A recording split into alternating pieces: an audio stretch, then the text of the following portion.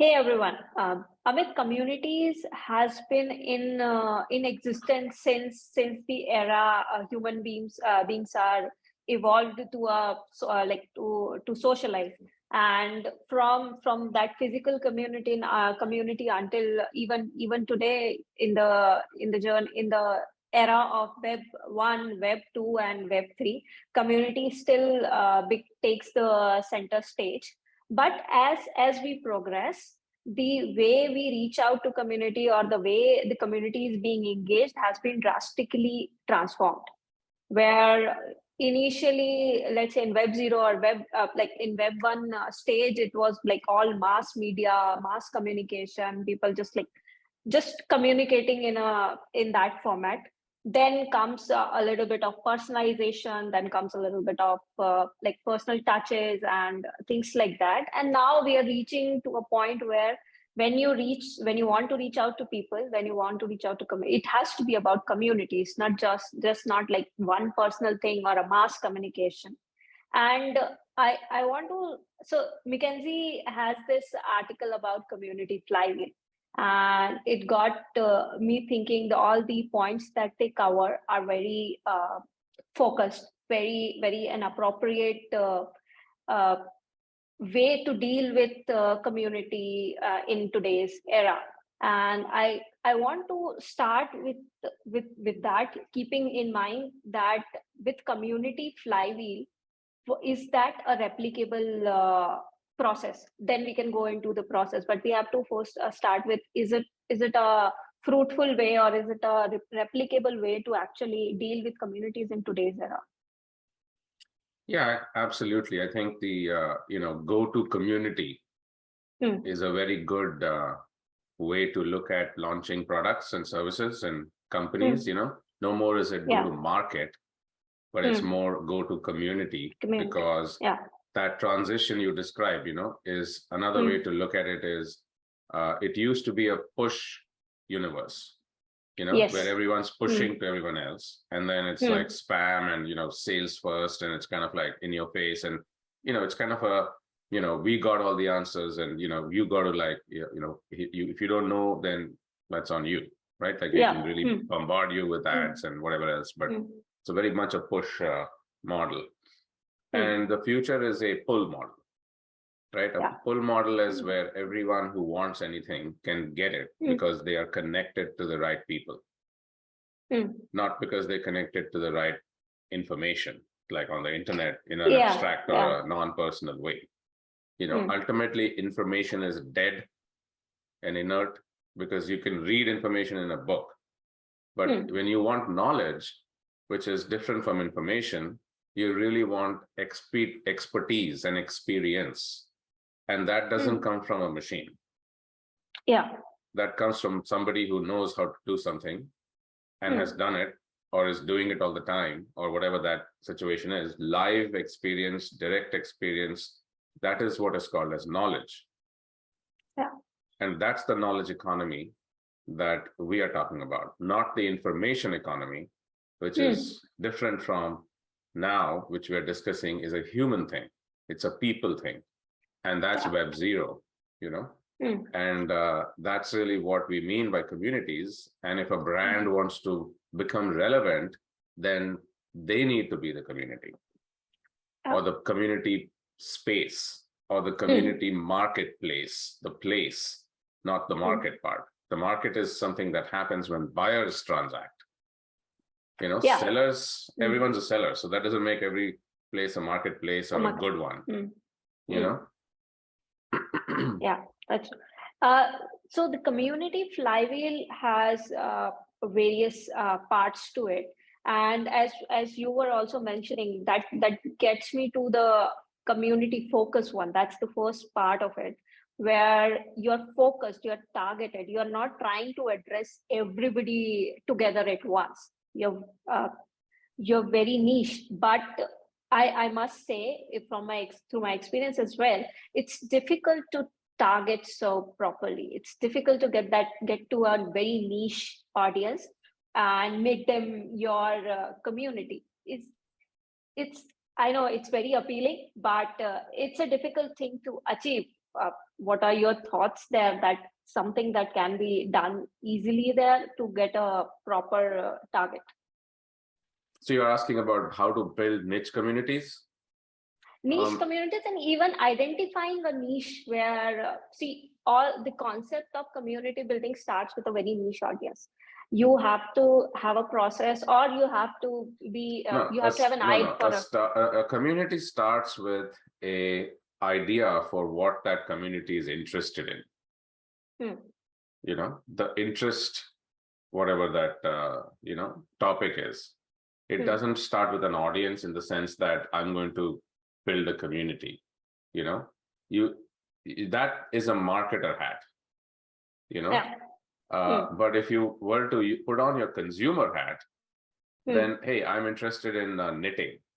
Okay. Yeah. And I want to really, I have this specific complex, project that I've, had for 2, 3, 4, 5 years. And it's like something not quite there. And I want to connect with somebody on the internet, like one person that, has an answer to this one thing. And so I start on Twitter and Reddit and wherever else. And then I find a small group that's into knitting. And then I find some YouTube video. And then I find, some people all over the place that are doing some interesting, but, connected to my thing, stuff they're doing on the internet. And now begins to form the initial one-to-one atomic relationships that will eventually turn into a bigger community. You got to think one-to-one. If you think community already, then you've already started to imagine the market and all these other things. Whereas it's really not that complicated. It's really just one-to-one communications. Okay. Yeah, you have to. Right? Yeah, you have to change your perspective, even as a brand, even as a company. You have to change the lens. You have to see it from a user's perspective, and then from the consumer's perspective, right? So if you're going to provide a service, and if you're offering a value proposition, who is that to? Right? And if that's not to your consumer, then what else is it? So your consumer can be in different ways, right? You can have a business consumer, you can be a B2B, B2C, B2B2C, there's all types of models, DTC, there's all these different value props. But ultimately it is to somebody, not to you. To you, the value is simple. You want to make money or whatever it is. Yeah. But the other side of it, right? So if you're not wearing the other side of the coin hat, then it's a push, not a pull. You're in the old world. Yeah. Community building is only a pull for whatever you want, what need you have. I have a need for knitting in the very specific, complex way.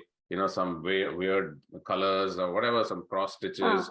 It's a very, very small thing. It's a very specific thing, and it's going to be a pull. You see, I want this answer. I want to go find. I'm not going to buy anything at this point. I might buy something, but I'm trying to solve a problem and connect with other people and discuss with them.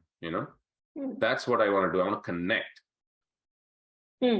So a community is a place to connect. Yeah. And for what reason? That's the niche. As you mentioned, but eventually we want people to do transactions. We want people to actually buy and sell stuff and do transaction, be it peer-to-peer, be it from a platform or whatever is the form.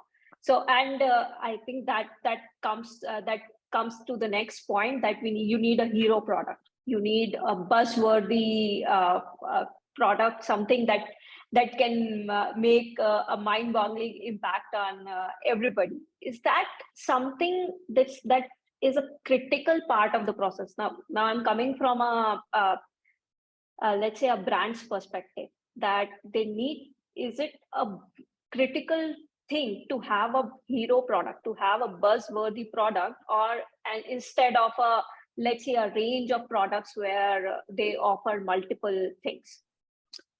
So, buzzworthy, right? The idea is to get people to talk about it, right? This is not about any other thing. It's not about range of products or assortment. It's not about anything else, right?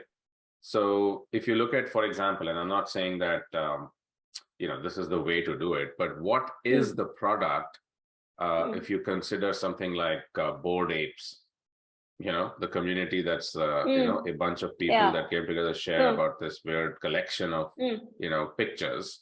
Everybody says it's dumb, right? So, but what is so special about 10,000 or whatever number of these apes that now are held by a bunch of people. And what is the product here?